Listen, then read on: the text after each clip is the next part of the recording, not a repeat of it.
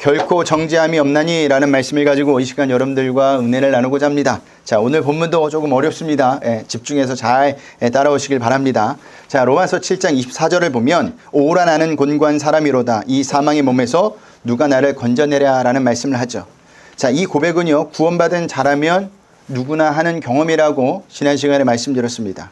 그런데 바울의 이 고백은 무엇에 대한 한탄이죠? 7장 25절에 나오는 그런즉 내 자신이 마음으로는 하나님의 법을 육시로는 죄의 법을 섬기노라에 대한 한탄입니다. 지 아래 붙잡혀 있기 때문에 소원은 있으나 행할 수 없는 자신에 대한 한탄이죠. 그런데 이것은요, 방금 말씀드렸듯이 구원받은 우리의 한탄이기도 합니다. 자, 그러나 그게 끝이 아니에요. 그 다음이 있어요. 자, 그 다음은 구원받은 성도는 다시는 정죄받지 않는다는 겁니다. 그래서 바울이 8장에서 그러므로 라는 단어로 시작을 하고 있어요. 우리 1절을 보겠습니다. 다 같이 읽겠습니다. 그러므로 이제 그리스도 예수 안에 있는 자에게는 결코 정죄함이 없나니. 아멘. 이것이 복음의 핵심이에요. 우리는 구원을 받았지만 여전히 죄를 범할 수밖에 없는 자들이죠. 그런데도 하나님은요, 이를 정죄하지 않으신다고 합니다. 이 은혜 때문에 우리가 부족하고 흠이 많지만 여전히 하나님께 당당히 나올 수 있게 되는 겁니다. 자, 그렇다면 하나님은 왜 성도인 우리를 정죄하지 않는다고 하는 걸까? 그것은 예수 그리스도께서 우리가 받을 정죄와 저주를 십자가의 죽음을 통해 다 받으셨기 때문이에요. 하나님은 우리에게 내리실 모든 진노와 정죄와 저주를 예수 그리스도께 다 내리셨습니다. 그것이 예수 그리스도의 십자가 대속의 죽음입니다. 그렇기 때문에 이제 구원받은 성도에게는 또 다른 하나님의 정죄가 없는 겁니다. 오늘날 법률 용어로 하면 일사부재리 원칙입니다. 일사부재리 원칙이 뭡니까? 형사사건에서 유죄나 무죄 판결이 확정되면 동일한 범죄에 대해 다시 공소를 제기할 수 없다는 원칙이죠. 이 진리가 있기 때문에 우리는 더 이상 죄로 인해 괴로울 필요가 없는 겁니다. 자, 그렇다면 구원받는 우리는 어떻게 살아야 될까요?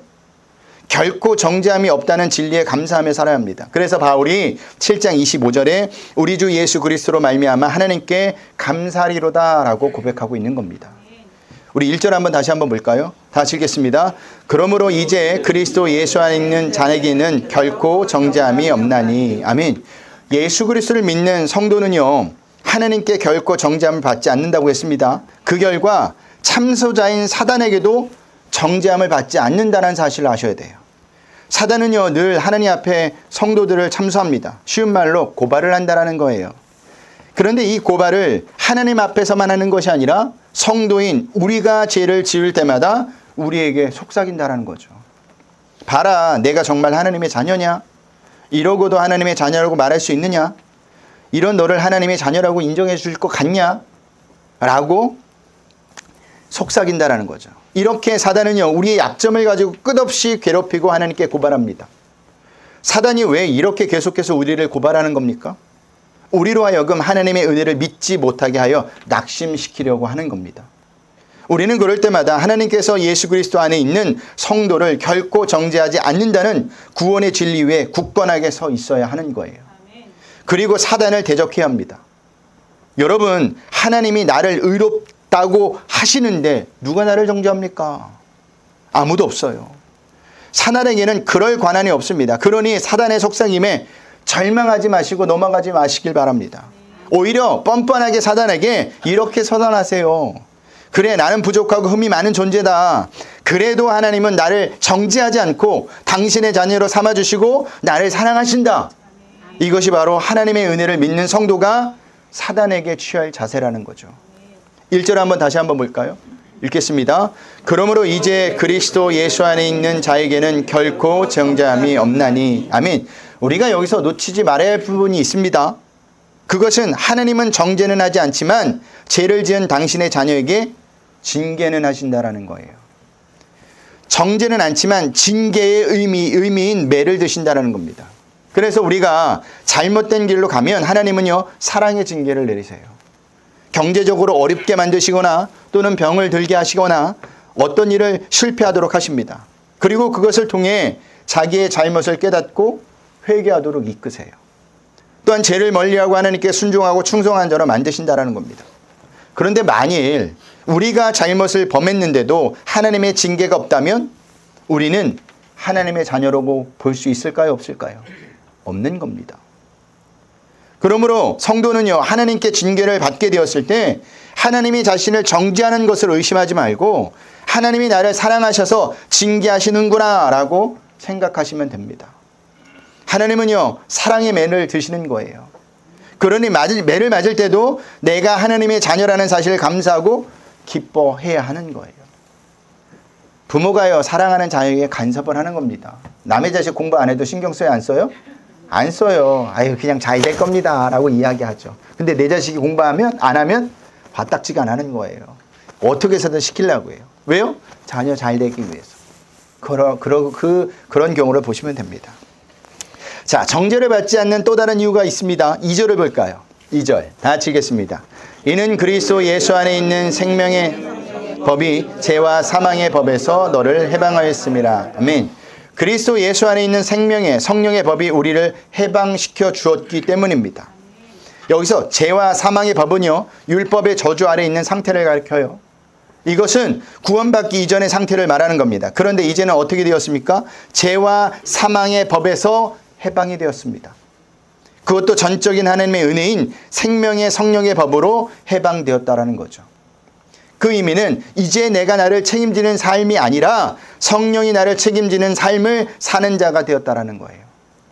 내 의지와 내 노력으로 믿음을 유지하는 것이 아니라 성령이 나를 책임지고 나를 붙들고 있기 때문에 믿음이 가능한 자가 되었다라는 겁니다.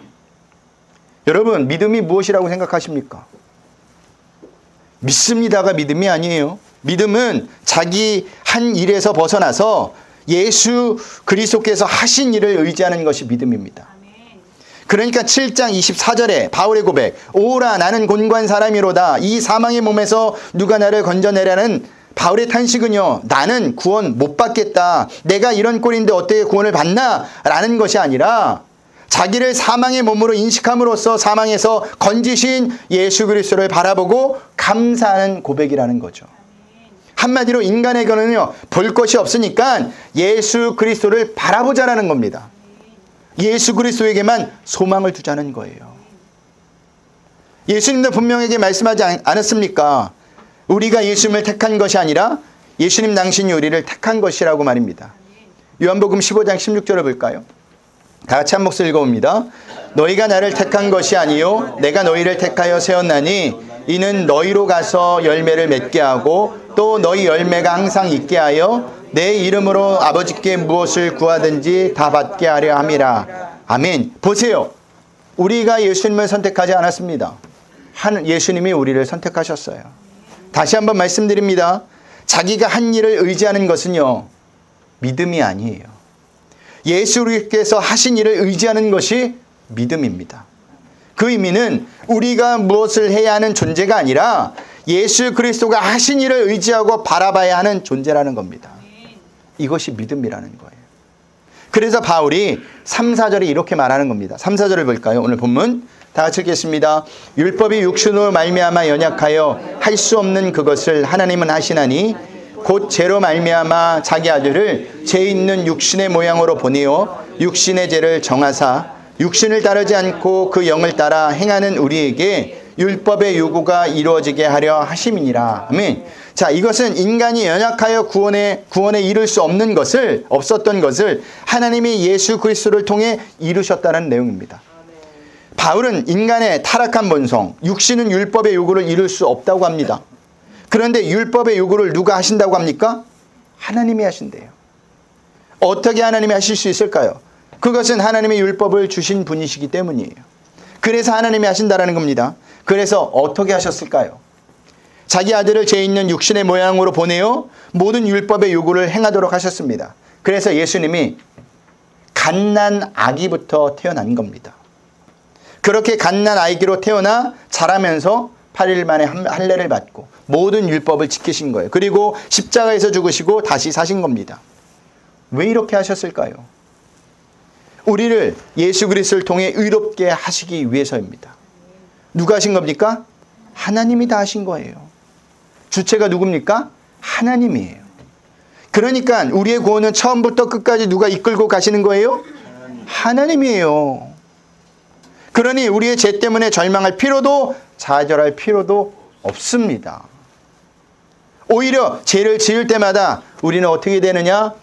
하나님 앞에 나오는 것이 우리의 최선이라는 거예요. 다른 방법은 없습니다. 그런데도 우리는 어때요? 하나님 앞에 나오지 않죠? 영을 따르기보다는 육신의 일을 따릅니다. 그럴 때 어떻게 되느냐? 5절 6절입니다. 우리 다 같이 읽어봅니다. 육신을 따르는 자는 육신의 일을, 영을 따르는 자는 영의 일을 생각하나니 육신의 생각은 사망이요 영의 생각은 생명과 평안이니라. 아멘. 자, 바울은 먼저 육신의 생각을 따르는 자는 결국은 사망이라고 하죠. 여기서 생각한다는 것은요, 어느 한 곳에만 마음을 집중하는 것을 말합니다. 그러니까 육신의 생각을 따른다는 것은요, 육신의 일에만 마음을 집중하고 관심을 두는 것을 말해요. 마치 유대인들이 예수님의 말씀에는 관심이 없었고 오직 율법과 자기들이 만든 전통만을 중요하게 여긴 것과 같습니다. 이러한 자들의 마음속에는요, 생명과 평안이 없어요. 보세요. 바리새인들에게 어디 생명과 평안이 있었습니까? 없었습니다. 늘 율법과 전통을 지키지 못할까 봐 안절부절했어요. 그래서 평안이 없었던 겁니다. 그러면 언제부터 인간은 육신의 일에만 집중하고 관심을 두고 살았을까요? 창세기에 보면 하나님께서 흙으로 사람을 지으시고 생기를 코에 불어넣으시니 사람이 생명이 되었다고 합니다. 창세기 2장 7절 한번 볼까요? 우리 다 같이 읽어봅니다. 여호와 하나님이 땅에 흙으로 사람을 지으시고 생기를 그 코에 불어넣으시니 사람이 생명이 되니라. 아멘. 사람이 뭐가 됐다고요? 생명이 되었다고 합니다. 여기 생명이 되리라라는 의미는요, 하나님의 형상대로 창조되었다라는 거예요. 인간은 하나님의 형상대로 창조된 자로서 하나님의 뜻과 계획을 드러낼 수 있는 존재가 된 겁니다. 그러나 인간은요, 하나님 같이 된다는 사단의 말에 속아 선악과를 따먹음으로 해서 육체가 되었습니다. 그때부터 인간은요, 육신의 일에만 집중하고 관심을 두고 살게 된 겁니다. 그런 의미에서 인간이 하나님을 믿지 않는다는 것은요, 세상의 모든 일을 하나님이 주관하에 있다는 것을 무시하는 거예요. 그뿐만이 아니라 인간은 세상의 모든 일을 하나님이 주관하신다는 것을 무시할 때 인간은 자신을 의지하게 되는 겁니다. 그때부터 인간은요, 하나님의 인도하심을 따라간 것이 아니라 자신의 지식과 능력과 힘을 따라간 거죠. 그것이 바로 육신의 생각은 사망이요 라는 구절입니다. 그래서 육신의 생각을 하는 사람은 그 삶이 겉으로 아무리 우아하고 화려하게 보여도 결국은 사망에 이를 수밖에 없는 겁니다. 그러므로 예수 그리스도가 없는 세상 사람들을 부러워하지 마세요, 여러분들은. 그들의 결국은 어디라고요? 사망일 수밖에 없는 겁니다. 그런데도 우리는 그 사망을 동경합니다. 부러워해요. 그것은요, 내가 예수님을 믿는 자라는 것, 나도 육신의 생각을 하고 산다는 것을 증명하는 것밖에 되지 않습니다. 이와 반대로 영의 생각은 뭐라고 이야기합니까? 생명과 평안이라고 하죠. 영의 생각은 성도가 늘 예수 그리스도를 통해 하나님이 이루어 놓으신 구원의 은혜를 생각하는 것을 말합니다. 이런 성도의 마음속에는요, 예수 그리스도를 통해 얻은 영생의 기쁨이 있어요. 또 죄와 심판으로부터 구원받은 평안이 자리 잡고 있습니다. 그래서 영의 생각은 생명과 평안이라고 말하고 있는 거죠. 그렇다고 영의 생각을 하는 사람이 육신의 생각을 아예 하지 않는 것은 아닙니다. 육신의 메인 자이기 때문에 세상 것을 이용하여 존재하고 싶은 생각이 분명히 들어요. 하지만 그것도 잠깐 그것이 육신의 생각인 줄 알고 바울처럼 자신의 죄에 대하여 탄식하면서 예수 그리스도를 통해 하나님이 이루어 놓으신 구원의 은혜를 결국에는 바라보게 된다는 거죠. 그리고 거기에서 다시 한번 생명과 평안을 찾게 되는 겁니다. 이것이 영의 생각을 하는 자들이에요. 바울은 계속 이야기합니다. 7절에서도 우리 다 같이 읽어봅니다. 육신의 생각은 하나님과 원수가 되나니 이는 하나님의 법에 굴복하지 아니할 뿐 아니라 할 수도 없음이라. 아멘. 자, 육신의 생각은 하나님과 뭐가 된다고요? 원수가 된다고 합니다. 자, 왜 육신의 생각이 하나님과 원수가 되죠? 육신의 생각은 하나님의 법에 굴복할 수 없기 때문입니다. 하나님은 오른쪽으로 우리에게 가라고 하시는데 육신의 생각은 자꾸 반대 방향을 가길 원하기 때문이에요. 이와 반대로 하나님의 법은요, 인간으로 하여금 자신에 대한 가능성을 포기하게 합니다. 육신을 의지하지 않고 하나님이 보내신 자 예수 그리스도를 의지하게 한다는 거죠. 그런데 육신의 생각은요, 예수 그리스도를 의지하지 못하게 하기 때문에 하나님과 원수가 되는 겁니다. 그래서 8절에서 바울이 육신의 생각을 하는 자들은, 즉 육신에 있는 자들은 하나님을 기쁘시게 할 수 없다고 하고 있는 거예요. 8절을 볼까요? 다 같이 읽어봅니다. 시작. 육신에 있는 자들은 하나님을 기쁘시게 할 수 없느니라. 아멘.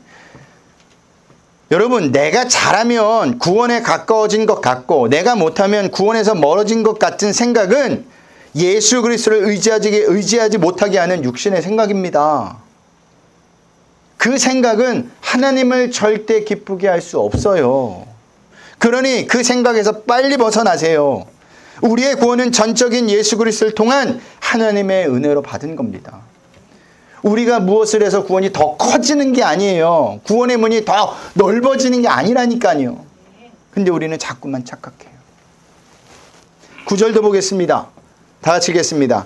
만일 너희 속에 하나님의 영이 거하시면 너희가 육신에 있지 아니하고 영에 있나니 누구든지 그리스도의 영이 없으면 그리스도의 사람이 아니라. 아멘. 9절에서 바울은요, 예수 그리스도의 사람이 아닌 자에 대해서 언급하고 있어요. 그런 의미에서 예수 그리스도의 사람이란 어떤 사람일까요? 예수 그리스도의 영이 있는 사람입니다. 여기서 영은요, 성령을 의미하는데 성령이 그 안에 있는 사람이 예수 그리스도의 사람입니다. 그러면 우리는 여기서 이런 질문을 할 수가 있겠죠. 그렇다면 예수 그리스도의 영, 즉 성령이 있는 것을 무엇으로 무엇으로 알 수 있느냐는 겁니다. 어떤 교단은요, 그 증거를 방언으로 봅니다. 오순절에 성령이 임하자 제자들이 방언을 했다는 것이 바로 그 증거라는 것이죠. 그래서 그 교단은요, 방언을 굉장히 중요하게 여깁니다. 방언만 하면 성령이 있다는 증거고 예수 그리스도의 사람이라고 인정합니다. 그로 인해 어떤 일까지 벌어지는지 아십니까? 인위적으로 방언 훈련을 시키기도 합니다. 대표적인 훈련이 뭐예요? 할렐루야를 100번 반복해서 하다 보면 방언이 터진다라는 거예요. 그런데 여기에는 심각한 문제가 있죠. 훈련을 통해서라도 할 수 있는 방언이라면 성령이 무엇 때문에 와야겠습니까? 그냥 인간의 훈련에만 맡기면 되는 거 아닙니까? 그리고 성령이 임한 증거를 뜨거운 기도나 열정 있는 찬송, 교회에 대한 희생, 봉사 등으로 말하기도 하지만 성경에서는요, 성령의 증거를 전혀 그렇게 말하고 있지 않다는 사실을 아셔야 돼요. 성경에 있는 증거는요, 감정적인 체험이나 느낌으로 알 수 있는 것이 아닙니다. 또한 성령은 뜨거움도 아니고 열정도 아니에요. 그러면 우리 안에 있는 성령이 있는 것을 무엇으로 알 수 있겠어요? 무엇을 알 수 있겠습니까? 10절 11절입니다. 바울이 어떻게 이야기하나 봅시다. 또 그리스도께서 너희 안에 계시면 몸은 죄로 말미암아 죽은 것이나 영은 의로 말미암아 살아있는 것이니라. 예수를 죽은 자 가운데서 살리신 이의 영이 너희 안에 거하시면 그리스도 예수를 죽은 자 가운데서 살리신 이가 너희 안에 거하시는 그의 영으로 말미암아 너의 죽을 몸도 살리리라. 아멘. 이 말씀을 그대로 해석하면 예수 그리스도가 있는 성도의 몸은 죄로 죽었지만 영은 예수 그리스도로 인해 살았다라는 겁니다. 따라서 예수 그리스도의 영이 거한 사람은 자신을 죽어야 할 자로 여기게 되고 죽어야 할 내가 예수 그리스도로 인해 살았다는 것을 알게 된다는 것이죠. 바울은요, 이것을 갈라디아서 2장 20절에서 이렇게 쉽게 말하고 있어요. 갈라디아서 2장 20절을 볼까요? 우리 다 같이 읽어봅니다. 시작. 내가 그리스도와 함께 십자가에 못 박혔나니 그런즉 이제 내가 사는 것이 아니요 오직 내 안에 그리스도께서 사시는 것이라. 이제 내가 육체 가운데 사는 것은 나를 사랑하사 나를 위하여 자기 자신을 버리신 하나님 아들을 믿는 믿음 안에서 사는 것이라. 아멘. 보세요. 십자가에 못 박혀 죽었나니 이제 내가 사는 게 아니에요. 내 안에 누가 사는 거예요? 그 예수 그리스도께서 사시는 것입니다. 이것이 성령이 함께한 증거입니다. 여러분, 성령이 임했다는 것은요, 인간에게 어떤 초월적인 능력과 특별한 마음과 감정을 가져다 주는 것이 아니라 그 전까지 알 수 없었던 것을 알게 되는 겁니다. 그 전까지 알 수 없었던 것이 뭐예요? 그것은 나는 죽어야 할 자라는 겁니다. 그것을 알게 되었다는 거예요. 그리고 죽어야 할 내가 예수 그리스도 때문에 산자가 되었다는 것을 알게 된 겁니다. 이것을 아는 것이 성령이 임한 증거이고 이것이 예수 그리스도의 사람이라는 증거입니다. 그러니 예수 그리스도의 사람이 되었다는 것을 행동에 대한 변화로 생각하지 마세요. 예수 그리스도의 사람이 된 것은 삶의 전체가 예수 그리스도만을 바라보고 의지하는 자가 되었다는 것을 의미합니다. 다시 말씀드리지만 신앙을 여러분의 주관적인 기쁨과 열심으로 점검하지 말라는 말입니다. 그것은 절대 점검 기준이 될 수 없어요. 왜냐하면 우리의 구원의 시작이 우리에게 있지 않기 때문입니다. 우리의 구원의 시작은 하나님이에요. 우리가 무엇을 해서 구원받은 것이 아니라니까요. 그걸 분명히 아셔야 돼요. 이걸 알 때 우리는 신앙생활 조금 못한다고 해서 의기소침해지지 않아요. 자책하지 않습니다. 그럴수록 누구를 바라봐요? 예수님을 바라보게 되는 겁니다. 말씀을 마치겠습니다. 우리에게 정죄함이 없는 이유가 무엇이라고 했죠? 먼저는 죄로 인해 죽을 수밖에 없는 인간을 대신하여 예수 그리스도의 십자가 대속의 죽음 때문입니다. 그 다음은 그리스도 예수 안에 있는 생명의 법이 우리를 해방시켜 주었기 때문이죠. 그러므로 성도는 누구를 바라보고 의지하는 겁니까? 예수 그리스도를 바라보고 의지하는 겁니다. 그 의미는 나에게서 구원의 근거를 찾는 것이 아니라 예수 그리스도에게서 구원의 근거를 찾으라는 겁니다. 오늘 본문을 빌려 말한다면 육신의 생각을 따르지 말고 영의 생각을 따라 살라는 거죠. 왜 육신을 따르지 말고 영을 따르라는 겁니까? 육신을 따르는 것은 곧 사망이기 때문이에요. 영을 따르는 것은 생명과 평안이기 때문입니다. 그러니 한 주간도 여러분들이 어떤 삶을 살지 저는 잘 몰라요. 어떤 일들을 경험할지 잘 몰라요.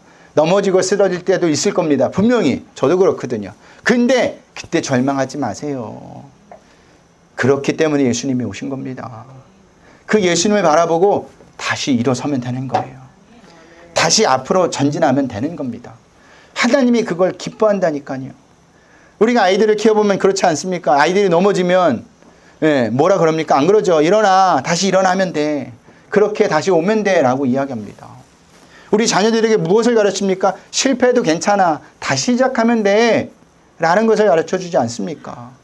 신앙도 마찬가지예요. 내가 넘어지고 쓰러지고 또한 내가 하려고 했는데 안 된 것 때문에 좌절하는 것이 아니라 그래 내가 안 되니까 예수님이 오셨지. 그 예수님이 나에게 있지. 라고 일어나는 게 중요하다라는 겁니다. 우린 거기서 소망을 얻는 거예요. 거기서 기쁨을 얻는 겁니다. 이것을 꼭 기억하셔서 한 주간도 주님을 바라보며 사시는 저와 여러분들이 되시길 주님의 이름으로 부탁드리겠습니다.